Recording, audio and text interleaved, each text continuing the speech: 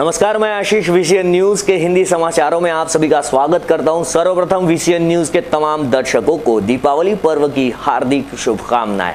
तो आइए देखते हैं खबरें विस्तार से। भारी विरोध के बावजूद महानगर पालिका में एकल ठेका पद्धति को पारित किया गया, तो वहीं आम आदमी के संवेदनाओं के साथ यहां पर छेड़छाड़ होते हुए दिखाई दे रही है। महानगर पालिका में कई दिनों से साफ सफाई एकल ठेके पर जोरदार बहस चल रही थी। आखिरकार शिवसेना, कांग्रेस, राष्ट्रवादी ने इस पर अपना विरोध जताने पर भी महानगर पालिका मासिक आम सभा में इस पर मोहर लगा दी गई। शहर में साफ सफाई का काम पहले ही धीमे गति से चल रहा है, उस पर 9 महीनों से शहर वासियों की कई शिकायतें भी आ रही है। आए दिन वीसीएन न्यूज जिसकी पहल करते हुए दिखाई दे रहा है। अब तक एकल ठेका लगाने से पहले शहर का साफ सफाई का काम कैसे चलेगा, इस पर प्रशासन और स्थायी समिति सभापति ने जवाब देते हुए कहा कि शहर के प्रत्येक विभाग में कार्यरत ठेकेदार ही अगले कुछ दिनों तक साफ सफाई का काम संभालेंगे। इसके लिए वर्तमान ठेकेदारों को एक्सटेंशन दिया जाएगा। सोमवार को हुई आम सभा के एकल सफाई ठेका पद्धति को मंजूरी दी गई। ये पद्धति अमल में लाने में करीब 3 से 4 माह समय लगेगा। ऐसे स्थिति में सफाई का काम प्रभावित ना हो, इसके लिए पुराने प्रभाग निहाय ठेकेदारों को काम सौंपा जाएगा। इसके उपरांत महानगर पालिका ने साफ सफाई ब्रांड एम्बेसडर अभिनेता भारत गणेशपुरे का चयन किया है। तो वहीं 25 अक्टूबर को शहर में आ रहे अनेकों स्वागत कार्यक्रम भी लिया जाएगा। आखिरकार एकल ठेकेदार ही नियुक्त किया जाएगा। राष्ट्रभक्त महारानी पद्मावती के इतिहास को पद्मावती पिक्चर्स में कई जगह छेड़छाड़ के विरोध में शहर के संगठनों ने जिलाधीश को ज्ञापन सौंपकर पोस्टर तथा पाबंदी को लेकर अपनी मांगे जाहिर की। शहर की हिंदू हुंकार संगठना एवं महाराणा प्रताप सिंह सार्वजनिक सेवा समिति अमरावती द्वारा निर्देशक संजय लीला भंसाली की फिल्म पद्मावती के राष्ट्रभक्त महारानी पद्मावती के चरित्र और इतिहास के साथ छेड़छाड़ करके विदेशी आक्रांताओं का महिमा मंडन किया गया है, जो कि कोई भी हिंदू राष्ट्रभक्त पद्मावती महारानी का अपमान बर्दाश्त नहीं कर सकता। इतिहास के साथ छेड़छाड़ करने के लिए हिंदुस्तान की संस्कृति धरोहर को नष्ट करने की कोशिश की गई है, जिससे हिंदू समाज की गरिमा को ठेस पहुंचती है।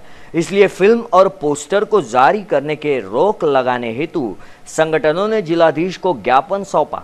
आगे जानकारी हिंदू हुंकार संघटना अध्यक्ष सुधीर कोपुलकर द्वारा दी गई।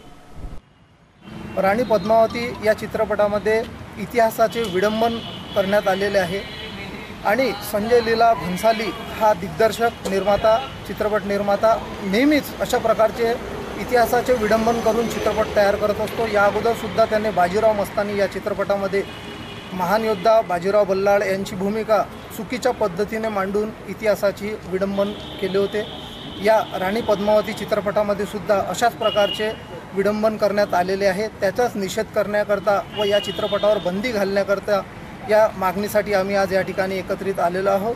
हा चित्रपट प्रदर्शित होण्यापूर्वी आम्ही आंदोलनाच्या स्वरूपामध्ये शासनास संदेश देण्याचा प्रयत्न करू की अशा प्रकारचे चित्रपट सृष्टीमध्ये तयार होऊच नये, याकरता कडक कायदा तयार करण्यात यावा, जेणेकरून इतिहासाचे विडंबन होणार नाही। व्यावसायिक संकल्पनेतून अशा प्रकारचे चित्रपट तयार होत असतात, परंतु याला आपल्या भारतीय इतिहासाला फार मोठी हानी याला होत आहे। अशा प्रकारच्या चुकीच्या इतिहासामुळे तरुण वर्गामध्ये चुकीचा मेसेज देण्यात येतो। त्याकरताच आणखीनही आपल्या हिंदू धर्माला मानणाऱ्या अन्य संघटनांनी सुद्धा यामध्ये सहभागी होऊन या चित्रपटाचा पूर्ण ताकदीने निषेध करावा। इसी के साथ बढ़ते हैं अगली खबर की ओर। दीपावली के पर्व संध्या पर शहर के अनेकों जगह पर सजी फूलों की दुकानें दिखाई दी है, तो वहीं फूलों के भाव 70 से 80 रुपए किलो बताए गए। दीपावली के पूर्व संध्या शहर की फूल मंडी में गेंदे के फूलों से बाजार सजा हुआ दिखाई दिया है, लेकिन इन दिनों गेंदे के फूलों का भाव आसमान को छू रहा है। वीसीएन न्यूज ने शहर के अनेकों जगहों पर फूलों के भाव देखे तो 70 से 80 रुपए से भी ज्यादा भाव गेंदे के फूल बताए गए। पूछे जाने पर फूल व्यवसायियों ने बताया कि एसटी बसों की हड़ताल की वजह से हमारा भारी मात्रा में नुकसान हो रहा है, जहां की हमें फूलों को बस से लाना होता है। तो वहीं अब निजी वाहनों से लाना पड़ रहा है और वहीं निजी वाहन वाले ज्यादा पैसों की मांग करते हुए दिखाई दिए। इस कारण फूल मंडी से भी हमें फूलों की बढ़ती कीमतों में खरीदार ग्राहकों को बड़ी कीमतें अदा करनी पड़ रही है। इसी के साथ बढ़ते हैं अगली खबर की ओर। शहर के लालखड़ी निवासी शेख बशीर को किसी रिश्तेदार के घर सगाई में जाने के बदले में अपनी जान गंवानी पड़ी है। परिवार के एकमात्र आजीविका चलाने वाले सदस्य की मौत से परिवार पर आर्थिक तंगी के बादल मंडराते नजर आए।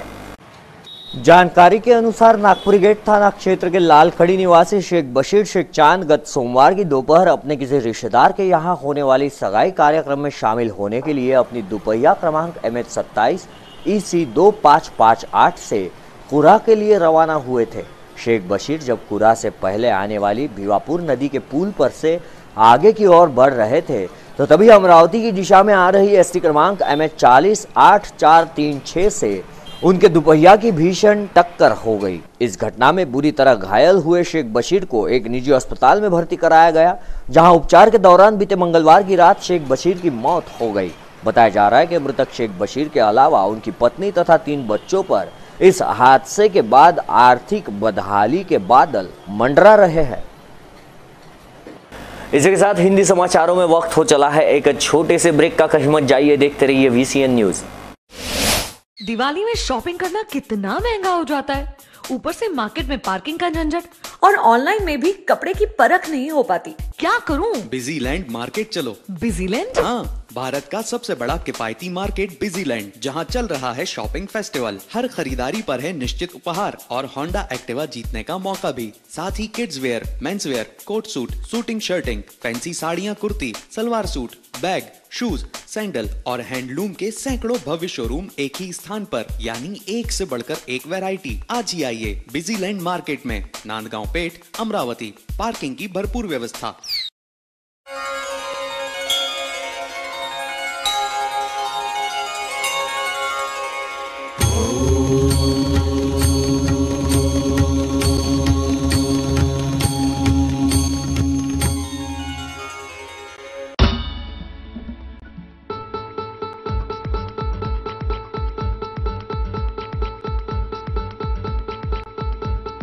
घरची शान, घरचा मान, घराकडे तिचे सर्व ध्यान।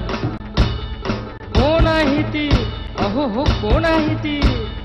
गृहलक्ष्मी, गृहलक्ष्मी।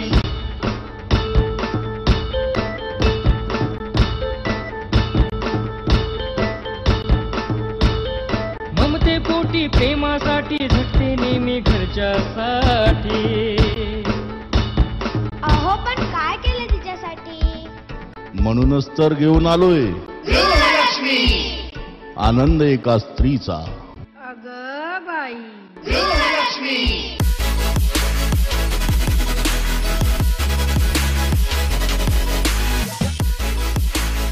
आप देख रहे हैं VCN न्यूज, आपका विदर्भ, आपके समाचार।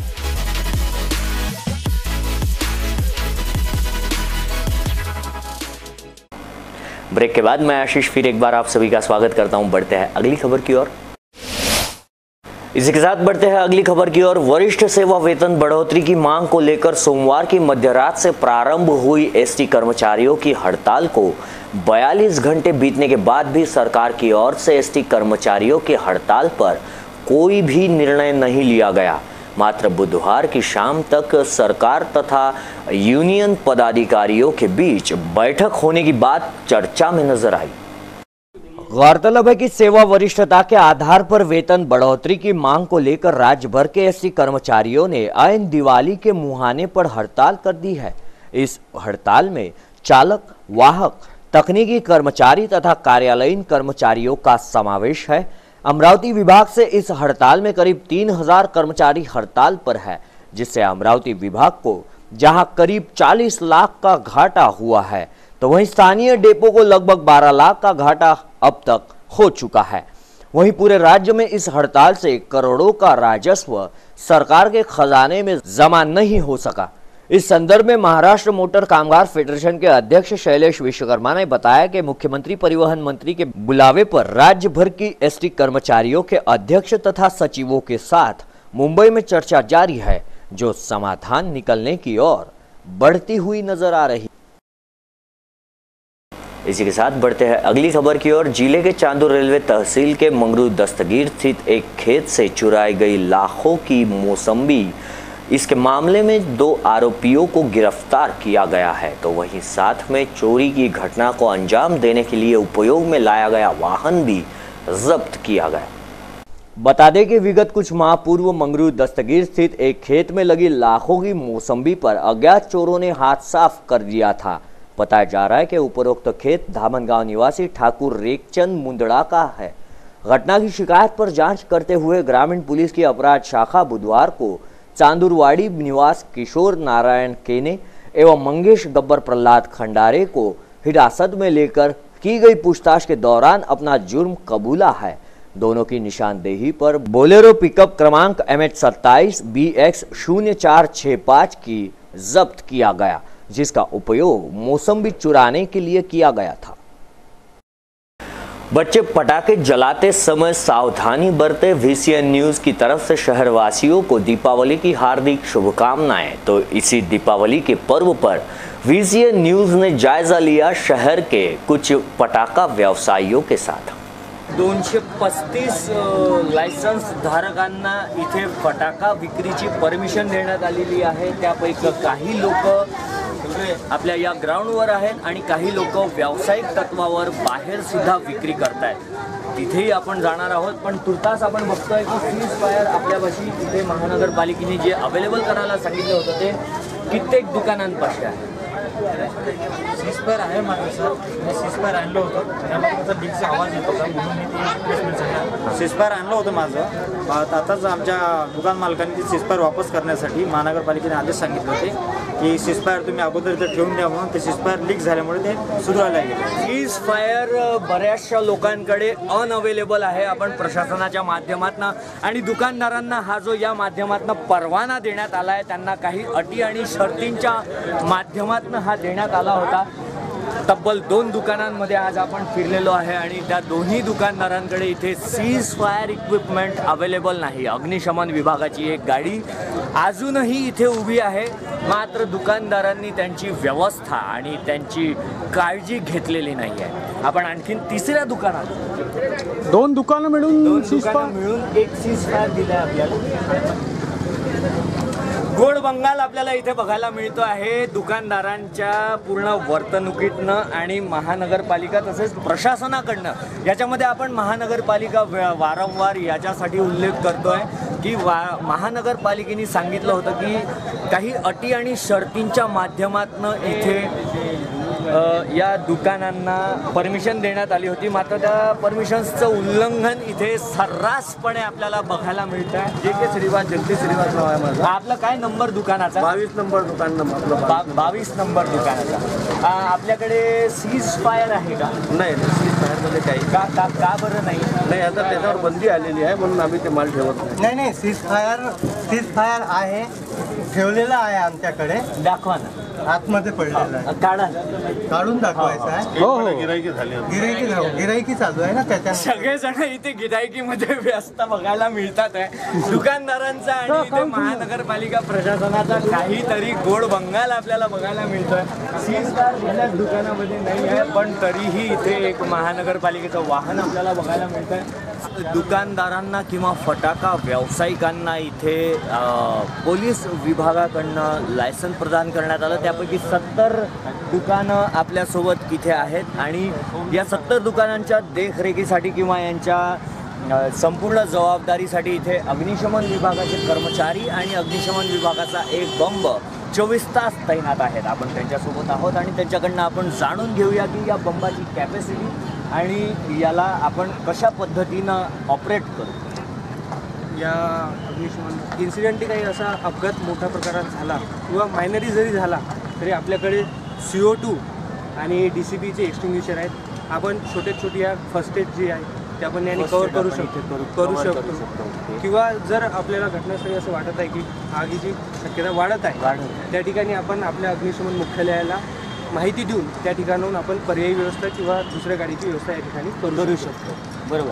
या बंबामध्ये आपण किती लिटर पाणी आणि किती क्षमता आपण याची आहे? 4000 लिटर पाणी. 4000 लिटर पाण्याच्या क्षमतेचा एक बंब इथे 70 दुकानदारांसाठी 24 तास तैनात आहे. अग्निशमन विभाग इथे तत्पर बघायला मिळत आहे. मात्र स्थानिक दुकानदारांकडनं काही ठिकाणी सीज फायरचं सुद्धा उल्लंघन आपल्याला बघायला मिळत आहे. मंगलवार से धनतेरस के साथ दीपावली का 5 दिवसीय पर्व आरंभ हुआ. बैंकों को गुरुवार एवं शुक्रवार को लगातार 2 दिन अवकाश रहेगा. शनिवार को 1 दिन बैंक खुलेगा और रविवार को पुनः अवकाश रहेगा, जिससे रोशनी के पर्व दीपावली पर नकदी की समस्या हो सकती है. त्योहार की रंगत फीकी ना हो, इसके लिए पहले से ही बैंक जाकर रुपयों की व्यवस्था कर लेनी चाहिए. हालांकि दीपावली में लगातार 4 दिन कई प्रांतों में बैंक बंद है. 19 अक्टूबर को दीपावली की छुट्टी है. 20 अक्टूबर को गोवर्धन पूजा का अवकाश रहेगा, जिसके चलते 21 अक्टूबर को भाई दूज और तीसरा शनिवार को बैंक खुलेंगे. पुनः 22 अक्टूबर को रविवार होने से बैंक बंद रहेंगे. इससे साफ है कि जहां बैंक कर्मचारियों के लिए खुशी है तो वहीं आम जनता के लिए परेशानी हो सकती है. राज्य के किसानों को कर्ज से मुक्त करने की वास्तविक प्रक्रिया बुधवार से शुरू हुई है. सीएम देवेंद्र फडणवीस के घोषणा के बाद यह प्रक्रिया शुरू की गई. इसे कहने पर कर्ज माफी के लिए 77 से 80 लाख आवेदन प्राप्त हुए हैं. मंगलवार 10 लाख से अधिक किसानों के कर्ज माफ किए जाएंगे. ऑनलाइन प्रक्रिया के कारण कोई गड़बड़ी न होगी. रोजाना 2 से 5 लाख किसानों के कर्ज माफ किए जाएंगे. यह प्रक्रिया आने वाले 25 से 30 दिनों में खत्म होगी. इस दौरान 80% किसानों को कर्ज माफी मिलेगी. 20% किसानों के आवेदनों में त्रुटि होने के चलते उस पर आगे की सुनवाई की जाएगी. लेकिन देर आए दुरुस्त आए, किसानों की अपेक्षा पर शासन द्वारा यह कदम उठाया गया है. ये थी आज की सुर्खियां हिंदी समाचारों में. आज के लिए बस इतना ही. आप आपके सुझाव एवं समस्याएं हमें भेज सकते हैं. हमारा पता है VCN न्यूज कार्यालय, पहली मंजिल, सावजी कॉम्प्लेक्स, सतीधाम मंदिर रोड, रैली प्लॉट, अमरावती. या फिर आप हमसे सीधा संपर्क कर सकते हैं स्क्रीन पर दिए गए नंबरों द्वारा. विदर्भ से जुड़ी तमाम जानकारी के लिए देखते रहिए VCN न्यूज. नमस्कार.